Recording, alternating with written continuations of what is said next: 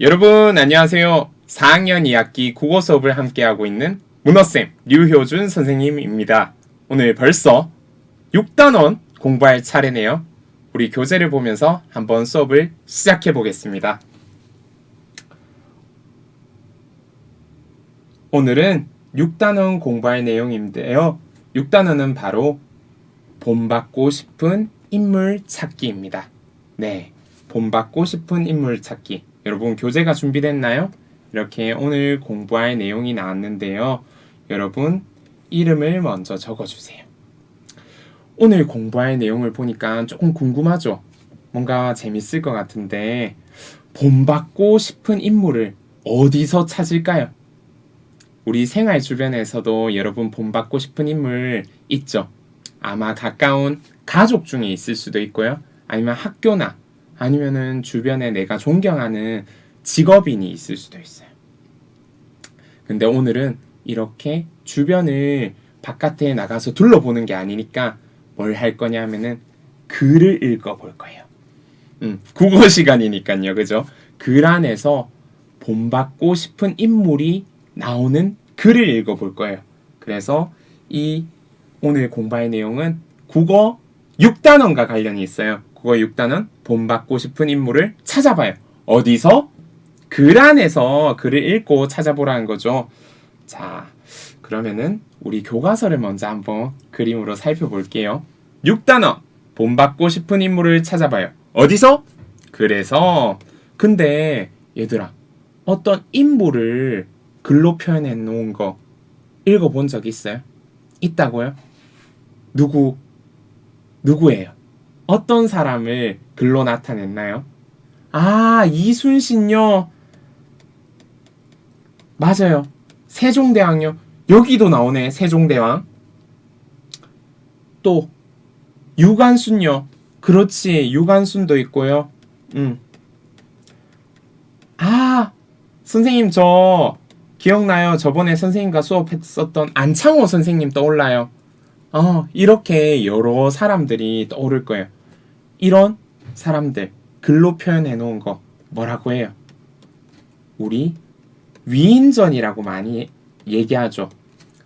우리나라를 위해서 힘쓰신 분들 그리고 혹은 국가나 우리나라뿐만 아니라 전 세계 혹은 다른 사람들을 위해서 몸바쳐서 힘쓴 사람들을 위인이라고 부르고 위인 그것을 글로 나타낸 것을 위인전이라고 해요.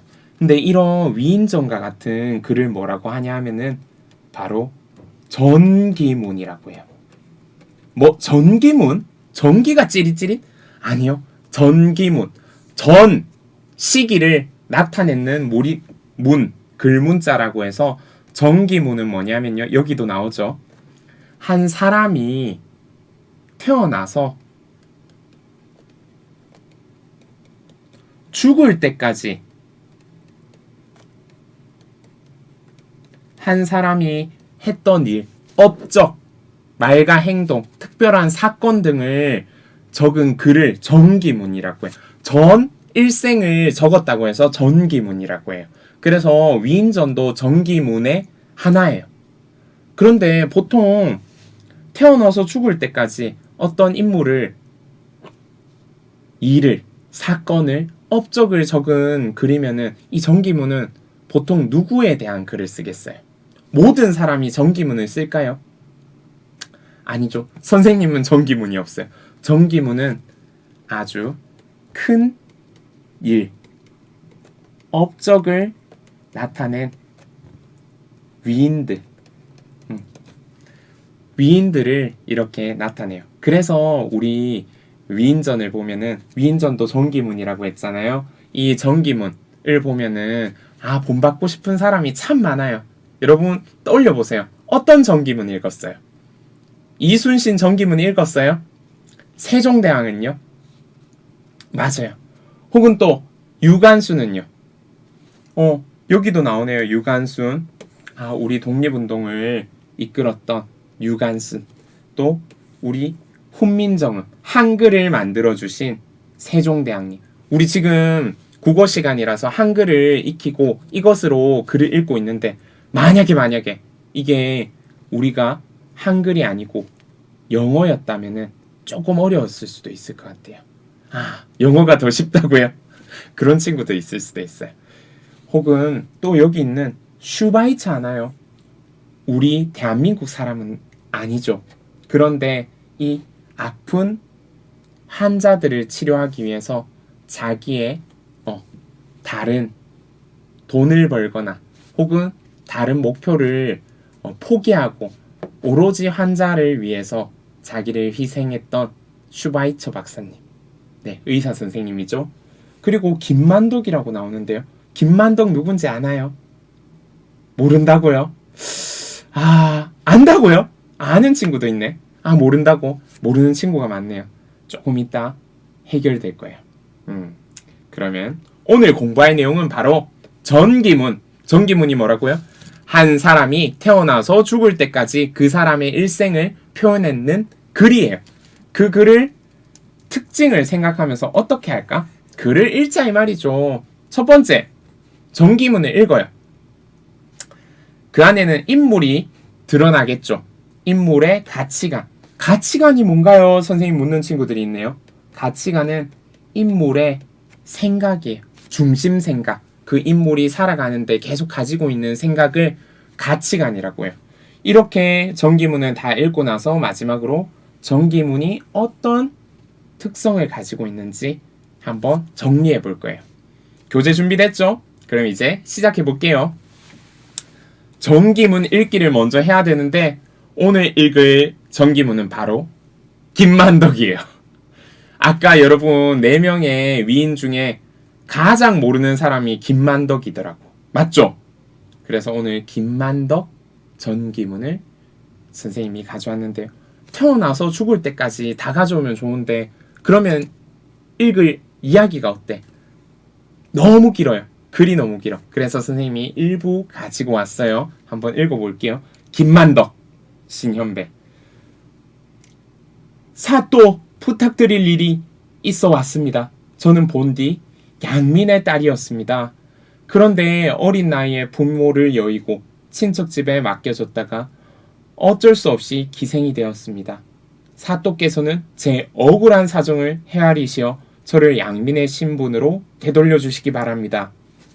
여기 어려운 말에 대해서 밑에 뜻이 나와 있어요. 양민은 신분제. 그때 신분제 사회였나봐. 그때 지배계급이 아니라 일반인이었대요. 그리고 여의다는 죽어서 이별하다. 부모를 여의했다는 말은 부모가 돌아가셨다는 말이죠. 그래서 이별하게 됐어요. 이 김만덕이 어떻게 살고 있는지 나오네요. 김만덕은 눈물을 흘리며 제주 목사에게 간절히 말하였다. 제주 목사는 김만덕의 말이 사실인지 관리를 불러 조사하게 하였다. 그리고 김만덕의 억울한 사정이 밝혀지자 명을 내렸다. 만덕의 이름을 기안에서 지우고 양민의 신분으로 되돌려 주어라. 김만덕은 뛸 듯이 기뻤다. 이제 자유의 몸이 되어 새로운 인생을 살게 된 것이다. 김만덕은 1739년에 제주도의 가난한 선비 집안에서 태어났다. 비록 가난하였으나 사랑과 정이 깊은 부모님 밑에서 자랐다. 그러나 12살이 되던 해에 심한 흉년과 전염병 때문에 부모님을 차례로 여의고 말았다. 친척집을 이리저리 옮겨 다니며 살던 김만덕은 기생의 수양딸이 되었다가 23살이 되던 해에 드디어 기생의 신분에서 벗어났다. 자유의 몸이 된 만덕은 제주도의 포구에 객주집을 열었다. 포구는 바로 배가 드는 강이나 내 바닷물이 드나드는 곳의 어기. 배 드나드는 곳이라고 생각하면은 좋아요. 물이 있는 곳 맞지?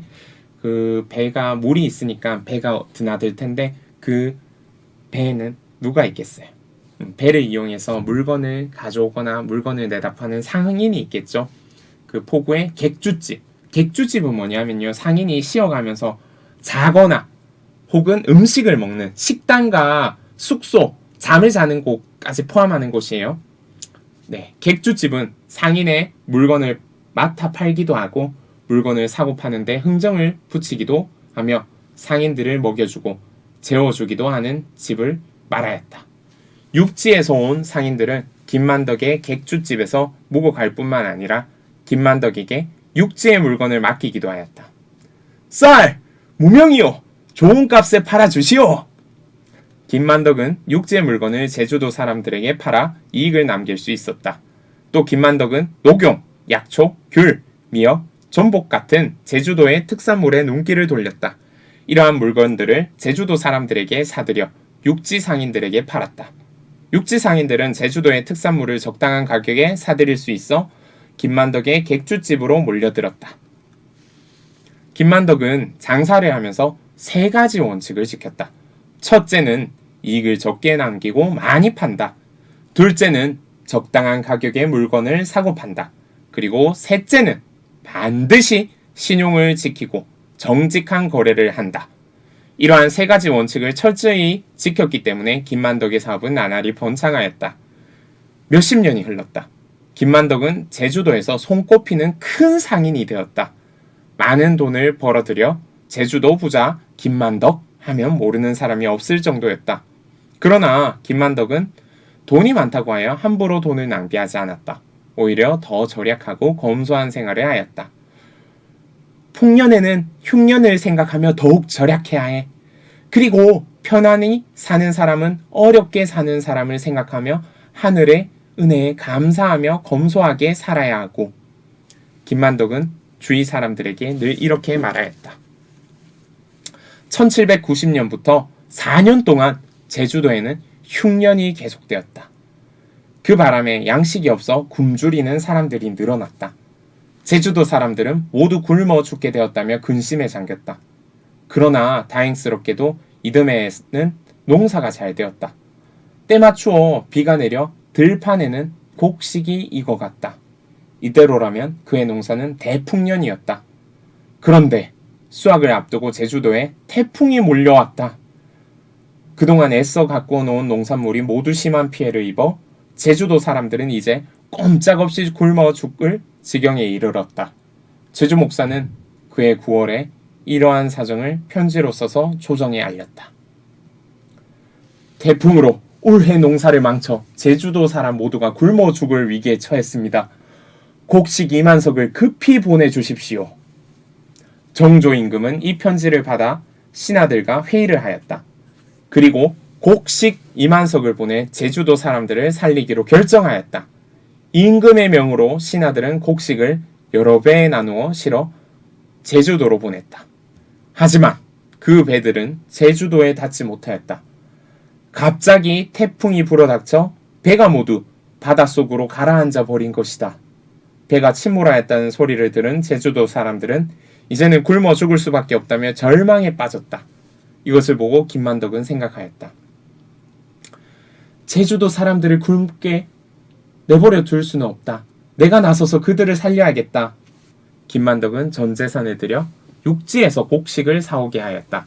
그 곡식은 총 500여석이었다. 제가 전 재산을 들여 육지에서 사들인 곡식입니다. 굶주린 사람들에게 나누어 주십시오. 제주 목사는 김만덕의 말을 듣고 깜짝 놀랐다. 양반도 아닌 상인이 피땀 흘려 모은 재산을 제주도 사람들을 구하겠다고 모두 내놓다니 정말 어진 사람이구나. 관청 마당에는 곡식이 산더미같이 쌓여 있었다.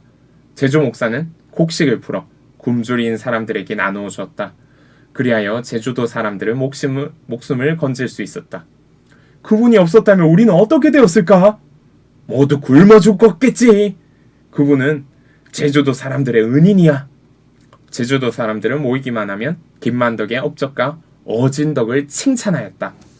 제주 목사는 임금에게 김만덕의 행동을 칭찬하는 글을 올렸다. 임금은 제주 목사의 편지를 받아 눈이 화등자만 해졌다. 화등자는 아주 커다라진 눈을 말하는 것입니다. 제주도에 사는 여인이 전 재산을 내놓아 굶주린 사람들을 살렸다고. 참으로 고마운 일이로다. 김만덕의 소원을 들어주도록 하여라. 제주 목사가 김만덕에게 소원을 묻자 김만덕은 임금의 용안을 뵙는 것과 금강산 구경을 말하였다. 용안은 임금의 얼굴입니다. 그러니까 김만덕은 임금님의 얼굴을 직접 뵙는 것과 금강산 구경을 가고 싶다고 말했죠. 임금은 김만덕에게 벼슬을 내려 임금을 만날 수 있게 해주었다.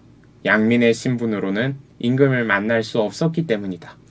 그리고 제주도 여자는 제주도를 떠날 수 없었던 그 당시의 규범을 깨고, 그런 규칙이 있었나 봐, 김만덕에게 금강산을 구경하도록 해주었다. 김만덕은 1년 동안 서울에서 지낸 뒤에 다시 고향 제주도로 돌아왔다. 그리고 예전과 다름없이 장사를 하며 어려운 사람들을 도왔다. 김만덕은 자신만 풍요롭게 살기보다는 자신이 가진 것을 사람들과 나누며 함께 살았다. 김만덕의 삶은 이웃과 더불어 살며 나누고 베푸는 따뜻한 마음이 무엇인지 우리에게 잘 보여준다. 네, 여러분, 김만덕을 이제 읽으니까 김만덕이 어떤 분인지 이제는 알겠죠. 이렇게 우리 정기문의 일부를 읽었어요. 김만덕 글을 읽어보았습니다. 그럼 이제 읽었던 김만덕에서 인물 누구겠어? 당연히 김만덕이지. 김만덕의 가치관을 알아봅시다. 먼저 인물이 살았던 시대 상황. 우리 이야기를 읽었으니까 막 살펴보는데 시대 상황 하니까 이거 우리 지난 시간에 했었는데 배경이었던 거 기억나요? 시간적 배경이었죠. 시대 상황 어땠어요? 좀 아쉬워. 조선시대였거든요. 그때는 양반과 양민에 대한 신분차별이 있었어요. 신분차별. 그래서 김만덕도 또 양민뿐만 아니라 김만덕이 기생으로 됐었잖아. 양민보다 못한 신분도 있었던 거야. 그래서 이렇게 신분을 나눠놓고 왕도 있고 양반도 있고 양민도 있고 기생도 있고 이렇게 신분을 나누어서 차별했었던 때였어요. 그리고 또 어떤 상황이었냐면은 1790년부터 제주도에 4년 동안 흉년이 들었어. 그리고 큰 피해를 입었지. 뭐 때문에? 태풍 때문에. 이런 상황 우리 그래서 읽었죠. 그때 인물 김만덕이 한 일은 무엇이에요? 제주도에 흉년이 들고 사람들이 굶어 죽을 위기에 처했을 때 어떻게 했어? 자기가 그동안 벌어들인 돈으로 전 재산을 들여서 육지에서 곡식을 사오게 했어요. 그것을 공짜로 굶주린 사람들에게 나누어 주었죠. 네.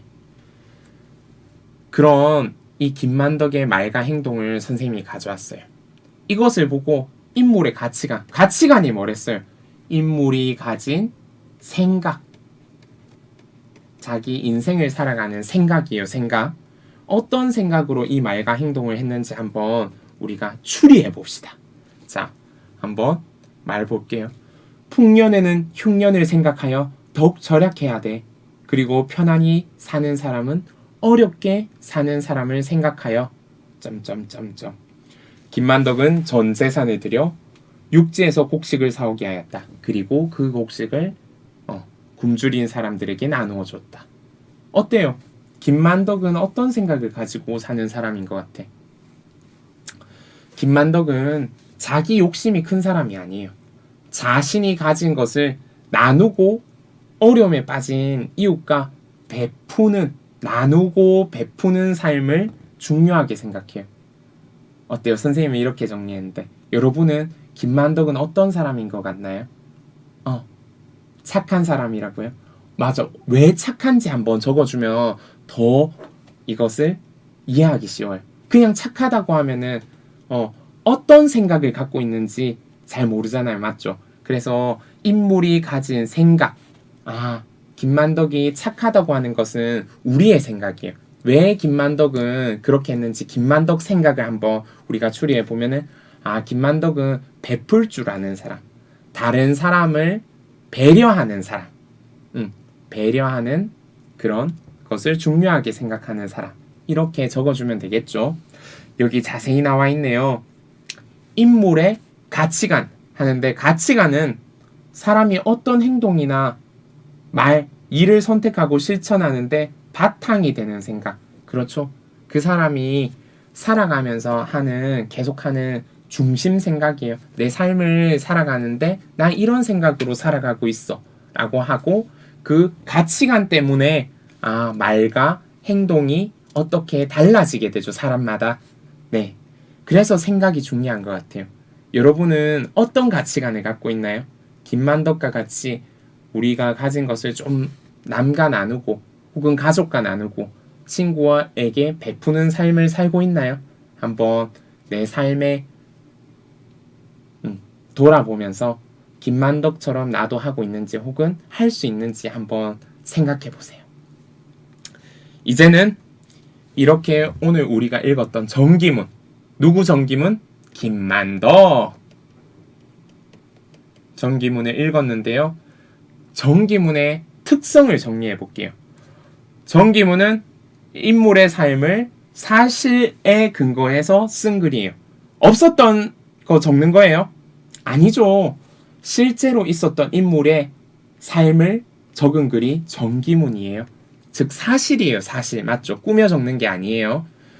정기문에는 인물이 살았던 시대,